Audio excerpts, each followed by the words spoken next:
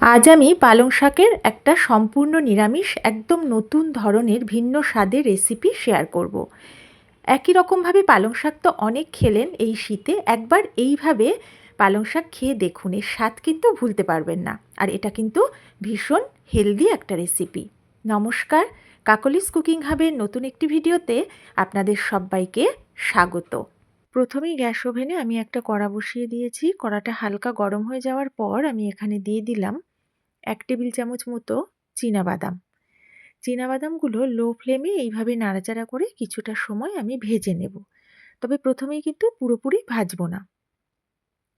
আর এখানে চীনাবাদামটা খুব বেশি পরিমাণ দেওয়ার দরকার নেই, অল্প করে দিলেই হবে। এইভাবে নাড়াচাড়া করতে করতে এই বাদামের যে একটা নরম কাঁচা ভাব সেটা চলে গেছে আর 50% মতো ভাজা হয়েছে। এখন আমি এর মধ্যে দিয়ে দিলাম 1 চা চামচ পরিমাণ সাদা তিল। এখন সাদা তিল আর বাদামটা এইভাবে সমানেই নেড়েচেড়ে ভেজে নিচ্ছি। এইভাবে ভাজতে ভাজতে তিলটা যখন হালকা ভাজা হয়ে যাবে একটা মিষ্টি গন্ধ বেরোতে শুরু করবে। তবে কালারটা কিন্তু এখনো পুরোপুরি চেঞ্জ হয়নি। এখন আমি এর মধ্যে দিয়ে দিলাম 1 চা চামচ পরিমাণ বেসন। এখন এই বেসনটা বাদাম আর তিলের সাথে মিশিয়ে নিয়ে এইভাবে নেড়েচেড়ে কিছুটা সময় ভেজে নেব। তবে খেয়াল রাখতে হবে বেসনের কালারটা যেন চেঞ্জ হয়ে না যায়। এইভাবে ভাজতে ভাজতে অল্প ভাজা ভাজা হলেই সুন্দর একটা মিষ্টি ভাজা গন্ধ বেরোবে। আমার বেসনটা কিন্তু প্রায় ভাজা হয়েই গেছে, একদম ঝুরঝুরে হয়ে গেছে। এর বেশি আর ভাজবো না, তাহলে কালারটা চেঞ্জ হয়ে যাবে। এবার আমি গ্যাসের ফ্লেমটা অফ করে দিয়ে এই বেসন, বাদাম আর তিলটা তুলে নেব। গ্যাস ওভেনে আমি একটা কড়া বসিয়ে কড়াতে দিয়ে দিলাম 1 চা চামচ মতো সর্ষের তেল। তেলটা খুব ভালো করে গরম করে নিয়েছি। গরম তেলে আমি 2টো শুকনো লঙ্কা ফোড়ন দিলাম। পেঁয়াজ রসুন দিয়ে খেতে চাইলে আপনারা এই সময় শুকনো লঙ্কার সাথে রসুন কুচিটাও ফোড়নে দেবেন। একটু নাড়াচাড়া করে এটা ভেজে নিলাম। বড় একতারি পালং শাক আমি ভালো করে ধুয়ে জল ঝরিয়ে কুচিয়ে রেখেছিলাম। সেই পালং শাক কুচিটা এখন গরম তেলের মধ্যে আমি দিয়ে দিয়েছি। গ্যাসের ফ্লেমটা লোতে রেখে এইভাবে নাড়াচাড়া করে প্রথমে তেলের সাথে মিশিয়ে নিয়ে প্রায় 2 মিনিট মতো এইভাবে নেড়েচেড়েই ভেজে নেব। এই রান্নাটা আপনারা সর্ষের তেলের বদলে হোয়াইট অয়েলেও করতে পারেন। এইভাবে নাড়াচাড়া করতে করতে পালং শাক একটু কমে এসেছে। এখন আমি এর মধ্যে দিয়ে দিলাম 1/4 চা চামচ মতো লবণ। লবণটা দিয়ে নাড়িয়ে মিশিয়ে নিচ্ছি। লবণটা দেওয়ার ফলে অনেকটা জল বেরোবে আর তাতেই পালং শাকটা সেদ্ধ হয়ে যাবে। এখন আমি লো ফ্লেমে ঢাকা দিয়ে ভালো করে সেদ্ধ করে নেব। পালং শাকটা সেদ্ধ করতে করতে অন্যদিকে গ্যাস ওভেনে আমি আরেকটা কড়া বসিয়ে দিয়েছি। কড়াতে আমি দিয়ে দিচ্ছি প্রায় 1.5 টেবিল চামচ মতো সর্ষের তেল। তেলটা আমি খুব ভালো করে এখন গরম করে নেব। এখানে তেলের পরিমাণটা আপনারা আপনাদের প্রয়োজন অনুযায়ী কমিয়ে বাড়িয়ে নেবেন। তেলটা গরম হয়ে গেছে, আমি তেলে ফোড়নে দিচ্ছি 1/2 চা চামচ গোটা জিরে। এখন এখানে নিয়েছি 1 চা চামচ মতো গোটা ধনে। গোটা ধনেটা আমি হাতে ভালো করে ঘষে নিচ্ছি। এইভাবে ঘষে নিলে ধনের থেকে খুব সুন্দর কিন্তু গন্ধ বেরোয়। এবারে এই গোটা ধনেটা আমি ফোড়নে দিয়ে দিলাম। গ্যাসের ফ্লেমটা লোতে রেখে এইভাবে একটু নাড়াচাড়া করে নিয়ে তারপর ঢাকা দিয়ে ফোড়নটা প্রায় 30 সেকেন্ড মতো ভেজে নেব। ধনে আর জিরে ফোড়ন 30 সেকেন্ড মতো ভেজে নিলাম। এখন আমি এর মধ্যে ছোট চামচের 1/4 চামচ দিয়ে দিলাম হিং। হিংটা দিয়ে তেলের সাথে নেড়েচেড়ে মিশিয়ে নিচ্ছি। হিংটা দেওয়ার পর অল্প কয়েক সেকেন্ড আমি ভেজে নিয়েছি। খুব সুন্দর একটা ভাজা গন্ধ বেরোচ্ছে। এখানে আমি 2টো ছোট টমেটো একদম মিহি করে কুচিয়ে নিয়েছিলাম। সেই টমেটো কুচিটা তেলের মধ্যে দিয়ে দিলাম। আপনারা এখানে টমেটো গ্রেট করেও নিতে পারেন। টমেটো কুচির মধ্যে আমি দিয়ে দিলাম সামান্য একটু লবণ, যাতে টমেটোটা তাড়াতাড়ি নরম হয়ে যায়। এবার তেলের মধ্যে কিছুটা সময় নেড়েচেড়ে ভেজে নিলাম। এখন লো ফ্লেমে ঢাকা দিয়ে আরও বেশ কিছুক্ষণ ভেজে নেব, যাতে টমেটোটা পুরোপুরি গলে মিশে যায়। টমেটোটা বেশ কিছুটা সময় আমি ভেজে নিলাম। বেশ নরম হয়ে গেছে, সেদ্ধও হয়ে গেছে। এখন আমি এর মধ্যে কালারের জন্য দিলাম 1/2 চা চামচ কাশ্মীরি লঙ্কার গুঁড়ো, 1/2 চা চামচ দিলাম হলুদ গুঁড়ো। এখানে আমি যেহেতু ফোড়নে গোটা ধনে ব্যবহার করেছি, তাই ধনে গুঁড়োটা আর দিলাম না। আপনারা যদি ফোড়নে গোটা ধনে না দেন, তাহলে এখানে গোটা ধনে 1 চামচ অ্যাড করতে পারেন।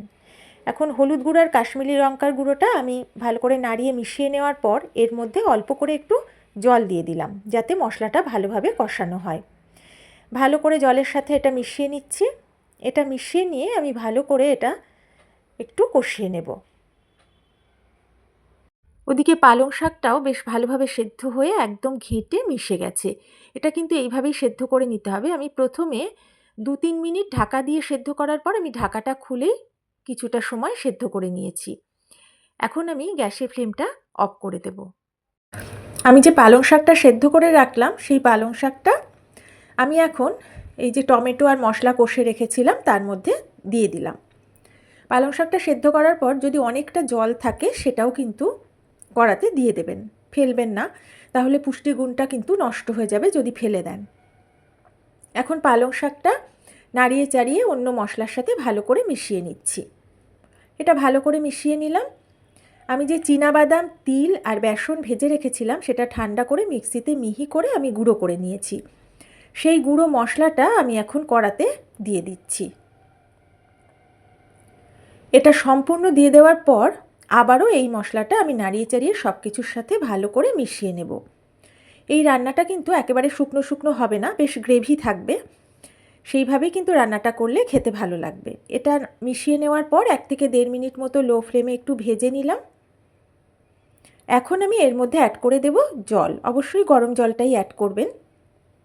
আমি প্রায় 1.5 কাপ মতো জল এর মধ্যে অ্যাড করে দিলাম। এটা দিয়ে নাড়াচাড়া করে ভালো করে মিশিয়ে নিচ্ছি। এটা ভালোভাবে মিশিয়ে নেওয়ার পর আমি কিছুটা সময় একটু রান্না করব, গ্যাসের ফ্লেমটা লো টু মিডিয়ামে রেখে।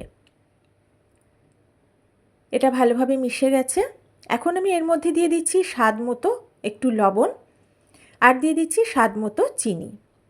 লবণ, মিষ্টি, ঝাল সবটাই কিন্তু আপনারা আপনাদের স্বাদ মতো দেবেন, আর চিনিটা যদি দিতে না চান এখানে স্কিপ করে দেবেন, তাহলে কোনো অসুবিধা নেই। আমি স্বাদের ব্যালেন্স করার জন্য একটু দিলাম, চিনি আর লবণটা একটু মিশিয়ে নিলাম। এখন লো টু মিডিয়াম ফ্লেমে এটাকে ফুটিয়ে নেব, তবে ঢাকা দেব না, আর মাঝে মাঝেই কিন্তু একটু নেড়ে দেব, কারণ যেহেতু বেসন আছে তলায় লেগে যেতে পারে। আর এখানে এই রান্নাটায় ঝালটা একটু কম হলেই খেতে ভালো লাগে, তবে আপনারা যদি বেশি খেতে চান তাহলে অবশ্যই আপনাদের ইচ্ছা মতো ঝালটা দেবেন। এবারে আমি একটা তড়কা রেডি করব, সেই কারণে গ্যাস ওভেনে একটা তড়কা প্যান বসিয়ে দিয়েছি। তড়কা প্যানের মধ্যে আমি এখন দিয়ে দিচ্ছি 2 চা চামচ মতো ঘি। ঘিয়ের পরিমাণটা অবশ্যই আপনারা আপনাদের পছন্দ মতো দেবেন। এবার ঘিটাকে আমি ভালো করে একটু গরম করে নিচ্ছি। ঘিটা বেশ ভালোভাবে গরম হয়ে গেছে। এখন আমি এর মধ্যে ফোড়ন দেব। প্রথমে দিয়ে দিলাম 1/2 চা চামচ মতো গোটা জিরে, আর আমি দেব এখন একটা চেরা কাঁচা লঙ্কা। এখানে অবশ্যই আপনারা কাঁচা লঙ্কা কুচি দিতে পারেন, পরিমাণটাও বেশি দিতে পারেন। এবার আমি গ্যাসের ফ্লেমটা অফ করে দিয়ে এর মধ্যে দিয়ে দিচ্ছি 1 চা চামচ মতো সাদা তিল। এটা নাড়িয়ে একটু মিশিয়ে নিচ্ছি। এই গরমের মধ্যেই তিলটা কিন্তু অল্প ভাজা হয়ে যাবে। অন্যদিকে আমি যে পালং শাকটা বসিয়ে রেখেছিলাম সেটা সামান্য ফুটে গেছে, গ্রেভিটা একটু ঘন হয়ে গেছে। আমি লবণ মিষ্টি সবই চেক করে নিয়েছি। এখন এই তড়কাটা যে রেডি করলাম তার মধ্যে আমি দিয়ে দিলাম কালারের জন্য 1/2 চা চামচ কাশ্মীরি লঙ্কার গুঁড়ো। এটা নাড়িয়ে ভালো করে আমি মিশিয়ে নিলাম। এখন এই তড়কাটা আমি কড়াতে পালং শাকের মধ্যে দিয়ে দিলাম। কাশ্মীরি লঙ্কার গুঁড়োটা অ্যাড করার ফলে এই রান্নার কালারটা কিন্তু খুব সুন্দর হবে। তড়কাটা দিয়ে ভালো করে আমি মিশিয়ে নিচ্ছি। এই তড়কাটা মেশানোর পর বেশিক্ষণ কিন্তু আর ফোটানো যাবে না, তাহলে গন্ধটা নষ্ট হয়ে যাবে। এবার আমি গ্যাসের ফ্লেমটা অফ করে দেব। এখন আমি ঢাকা দিয়ে 1 থেকে 2 মিনিট রেখে দেব। পালং শাকের এই নিরামিষ রেসিপিটা রুটি, লুচি, পরোটার সাথে সব থেকে বেশি খেতে ভালো লাগবে। এছাড়া ভাতের সাথেও আপনারা খেতে পারেন, খারাপ লাগবে না। যদি এই রেসিপিটা আপনাদের ভালো লাগে অবশ্যই আমার ভিডিওতে একটা লাইক করবেন, পারলে শেয়ার করবেন। নতুন বন্ধুরা আমার পাশে থাকবেন। আর শীতকালে অবশ্যই এভাবে পালং শাক একবার বানিয়ে খেয়ে আমাকে জানাবেন কেমন লেগেছে। এটা কিন্তু ভীষণ সুস্বাদু আর ভীষণ স্বাস্থ্যকর। তাহলে আজকের মতো এ পর্যন্তই। আবার নতুন রেসিপি নিয়ে চলে আসব। সবাই ভালো থাকবেন, সুস্থ থাকবেন।